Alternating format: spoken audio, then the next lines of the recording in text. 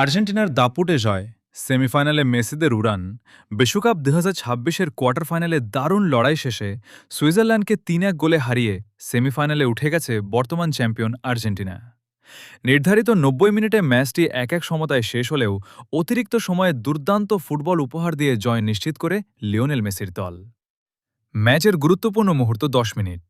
Lionel মেসির corner থেকে দুর্দান্ত হেডে আর্জেন্টিনাকে ১-০ ব্যবধানে এগিয়ে দেন আলেক্সিস ম্যাক অ্যালিস্টার।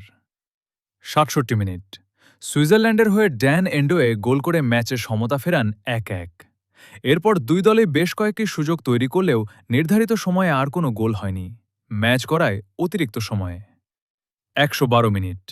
বক্সের বাইরে থেকে দুর্দান্ত জোরালো শটে জুলিয়ান আলভারেজ আর্জেন্টিনাকে আবারও এগিয়ে দেন ২-১। এই গোলই ম্যাচের মোড় ঘুরিয়ে দেয়।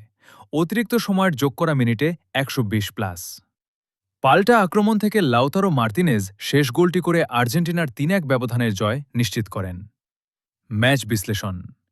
পুরো ম্যাচে লিওনেল মেসি গোল না পেলেও একটি অ্যাসিস্ট করেন এবং আক্রমণভাগে গুরুত্বপূর্ণ ভূমিকা রাখেন। সুইজারল্যান্ড শেষ পর্যন্ত কঠিন প্রতিরোধ গড়ে তুললেও অতিরিক্ত সময়ে আর্জেন্টিনার অভিজ্ঞতা ও আক্রমণাত্মক ফুটবলের কাছে হার মানে। এই জয়ের ফলে আর্জেন্টিনা বিশ্বকাপের সেমিফাইনালে ইংল্যান্ডের মুখোমুখি হবে, যা হতে যাচ্ছে টুর্নামেন্টের অন্যতম আকর্ষণীয় ম্যাচ। এভাবে নিত্য নতুন নিউজ পেতে চ্যানেলটি সাবস্ক্রাইব করে পাশে থাকা বেল আইকনটি বাজিয়ে দিন।